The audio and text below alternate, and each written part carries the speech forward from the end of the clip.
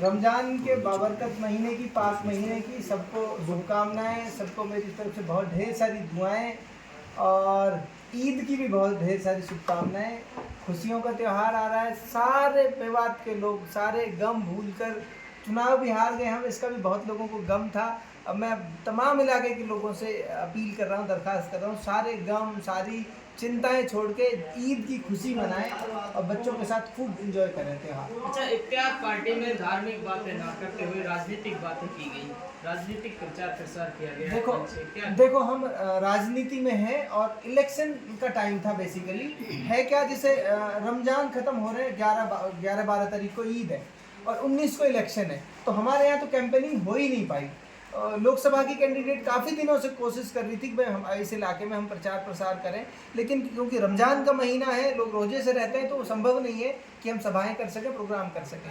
तो उनको हमने बुलाया था कि इलाके के जिम्मेदार लोगों को सारे गाँवों से हमने लोग बुलाए थे कि वो अपना मैसेज दे पाएँ। और जाहिर सी बात है, हम राजनीति में हैं, कुछ भी प्रोग्राम करेंगे तब भी लोग राजनीति से जोड़ के देखेंगे। तो हमें इस बात को कहने में बिल्कुल कोई संकोच नहीं है कि अच्छी राजनीति कर रहे हैं हम, कोई गुनाह नहीं कर रहे, वो हम किसी भी प्रोग्राम में करें। अब अभी चर्चाएं चल रही थी, लोग कह रहे थे कि भाई इफ्तारी के बहाने राजनीति को चलाया जा रहा है स्कूल। देखिए मेरी बात सुनो, मैंने क्या कहा, लोग कहें, मैं खुद कह रहा हूँ कि हम राजनीतिक से जुड़े हुए व्यक्ति हैं, राजनीति कर रहे हैं, कोई दिक्कत की बात नहीं है। एक साफ सुथरी अच्छी इलाके को आगे बढ़ाने की, मुल्क को आगे बढ़ाने की राजनीति अगर कोई करता है तो फिर क्या दिक्कत है। मैं उठता बैठता कुछ भी करूं, आज लोग मुझे नोटिस करते हैं, किसी भी व्यक्ति को करते हैं राजनीति में जो है, हर व्यक्ति जो पब्लिक फेस है राजनीति में है, उसका उठना बैठना हर चीज़ नोटिस होती है और उस हर चीज़ को राजनीति से जोड़ के देखा जाता है। तो राजनीति में कोई अरब के लिए चला जाए, सऊदी अरब उम्रा करने, हज करने, उसको भी लोग राजनीति से जोड़ के आगामी लोकसभा चुनाव किस तरह की तैयारी चल रही है? लोकसभा चुनाव के लिए हम बूथ लेवल पे मजबूत रणनीति बना रहे हैं कि हर बूथ लेवल पे मजबूत काम हो, हर आदमी को जागरूक करा जाए इसके लिए कि ये संविधान को बचाने की, लोकतंत्र को बचाने की लड़ाई है। ये उन तमाम झूठे मक्कार लोगों से लड़ाई है जो इस मुल्क को जाति और धर्म के नाम पर बांटकर तमाम मुद्दों से ध्यान हटाना चाहते हैं मुल्क का, उन लोगों से लड़ाई है। तो उनसे लड़ाई, हर आदमी तक ये मैसेज पहुंचाना बेहद ज़रूरी है कि ये और आम चुनावों से मुख्तलिफ अलग चुनाव है, इसमें तो संविधान को बचाने की लड़ाई है। आपने देखा नहीं, भाजपा के नेता मंच पे चिल्ला चिल्ला के ये कहते हैं कि हमारे 400 पार आ गए तो हम संविधान बदल देंगे, ये संविधान खत्म कर देंगे, मनुस्मृति का जो संविधान है वो लागू कर देंगे। तो हिंदुस्तान धर्मनिरपेक्ष मुल्क था, धर्मनिरपेक्ष है और इंशाअल्लाह ताला हम जब तक हम जैसे नौजवान जिंदा हैं धर्मनिरपेक्ष रहेगा। जिस मजबूती के साथ आपने विधानसभा का चुनाव लड़ा, क्या उसी मजबूती के साथ लोकसभा मेहनत करेंगे? 100% पार्टी का छोटा से छोटा काम होगा, उसके लिए जी तोड़ मेहनत की जाएगी।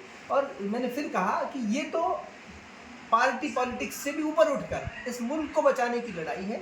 इसीलिए पार्टी ने नेशनल लेवल पे इंडिया अलायंस के नाम से सारी विपक्ष की पार्टी जो इस विचारधारा के साथ जुड़ी हुई है कि ये मुल्क सांप्रदायिकता से नहीं चल सकता, ये मुल्क मोहब्बतों का मुल्क है, ये मुल्क विविधता में एकता का देश है, ये इसकी आत्मा है, ये उसके साथ चलेगा। जी, विधानसभा चुनाव के बाद में जनता, मतलब कामा विधानसभा की जो जनता है वो अपने आप को कैसा महसूस करिए? आपको एक बहुत बड़ा वोट बैंक मिला।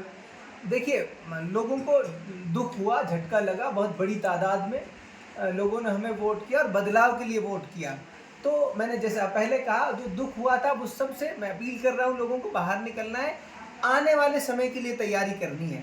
और बीजेपी जिस तरह की डर की राजनीति इस इलाके में कर रही है, उस डर से भी किसी को डरने की ज़रूरत नहीं है।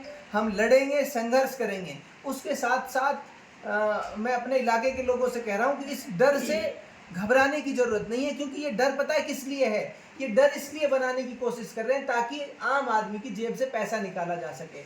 जब रोज़ रोज़ ऐसे नफरत भरे बयान देंगे, लोगों में दहशत पैदा करेंगे, तो फिर जब दहशत बनती है, डरा हुआ व्यक्ति की जेब से पैसा निकालना आसान होता है। तो लोगों की जेब से पैसा निकालने की सिर्फ राजनीति हो रही है।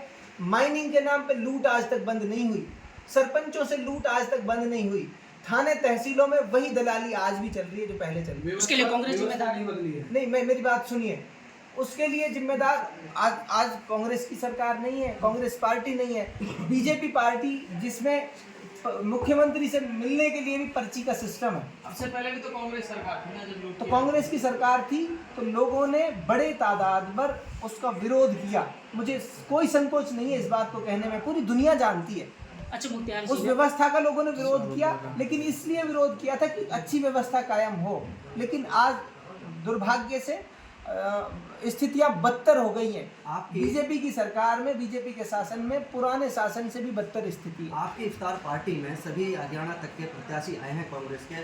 पूर्व राज्य मंत्री रही जायदा खान यानी पहुंची है, उसका क्या प्रतिक्रिया? उनको भी हमने न्योता दिया था कि भाई वो भी आए, पार्टी की कार्यकर्ता हैं, वो भी पार्टी से जुड़े हुए व्यक्ति हैं। तो देखो, जब एक विधानसभा में रहते हैं तो कई बार, मैं तो हमेशा कहता रहा हूँ, हेल्दी एक कंपटीशन में कोई दिक्कत की बात नहीं है, हेल्दी एक प्रतिस्पर्धा में कोई दिक्कत की बात नहीं है।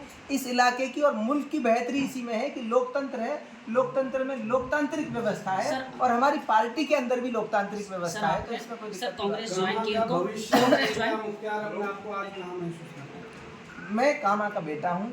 राजनीतिक रूप से जितनी ताकत मुझे मेरे इलाके के लोगों ने दी है, मैं पूरी जिंदगी चुनाव नहीं जीतूं और पूरी जिंदगी इन आदमियों की सेवा करूं। आप कांग्रेस में पूरी रिपीट हुए क्या- क्या मेरी बात सुनने पहले, जहां तक मुझे आज प्यार दिया मेरे इलाके के लोगों ने, इतने प्यार के लिए मैं पूरी जिंदगी इनकी सेवा करूं तो उसका कर्ज नहीं चुका सकता। मुख्तियार कुछ नहीं था, इन्होंने सब कुछ बनाया। अच्छा आपने कांग्रेस ज्वाइन की है, अगली मर्तबा यदि आपको टिकट नहीं दिया जाता है और टिकट फिर से जायदा के पक्ष में जाता है तो फिर भी आप जायदा के साथ देंगे या अलग से जनता के हित में चुनाव लड़ेंगे? देखिए, फिलहाल पार्टी और इन सब चीज़ों से ऊपर उठ के इस मुल्क को बचाने की ज़रूरत है। इस मुल्क को बचाने की ज़रूरत थी, इसलिए उस विचारधारा के खिलाफ एकजुट होकर लड़ने की ज़रूरत थी। इसलिए हमने उन तमाम बातों को, ना कोई शर्त थी ना कोई कंडीशन लगाई पार्टी के सामने। इस विचारधारा के खिलाफ है हम कि देश को जो बांटने की राजनीति है, उस विचारधारा के खिलाफ लड़ने की आज ज़रूरत है। इसलिए 5 साल बाद क्या होगा क्या नहीं होगा, ये भविष्य की बात है।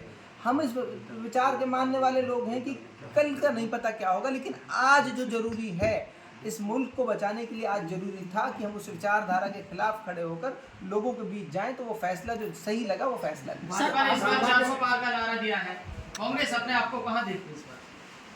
मैंने कहा, अगर भाजपा को 400 पार सीटें आ रही हैं तो कांग्रेस से ही गए हुए लोगों को क्यों ले रही है भाजपा? हर आदमी जो ईडी के नाम पे क्यों डरा रही है? क्यों मुख्यमंत्रियों को मुंह बंद कर रही है? क्या जरूरत है फिर? तो डरी हुई सरकार है, डरा हुआ तानाशाह है, जो ईडी, इनकम टैक्स और तमाम गवर्नमेंट के जो एजेंसीज हैं उनको लगाकर इलेक्शन को मैनेज कर रहे हैं। इलेक्शन लड़ नहीं रहे, इलेक्शन मैनेज कर रहे हैं। इलेक्शन लड़ते तो कैंपेनिंग करते, लेकिन दुर्भाग्य से Bharatiya Janata party election manage कर रही है। लोगों को डरा के कि ये आदमी इन्फ्लुएंसर है, ये हमारे खिलाफ जा सकता है, इसको ईडी की रेड डाल दो। सर, आपने सड़क से लेकर धरने तक आपने पॉलिटिकली बेस बनाया, उसके बाद आपने चुनाव लड़ा और आज आप दूर दूर तक मुद्दों से भाग रहे, क्या वजह रही? मैं किसी भी एक मुद्दे से आज तक नहीं भागा। कोई एक मुद्दा बता दो जिस पे मैंने काम नहीं किया। नीमले वाले मामले पे आप क्या प्रयासरत हैं? बहुत लोग हैं जिनकी शादियां ईद के बाद बिगड़ जाएंगी। नीमले वाले मसले पर मैं अकेला व्यक्ति हूँ जिसने इसका भंडाफोड़ होने से पहले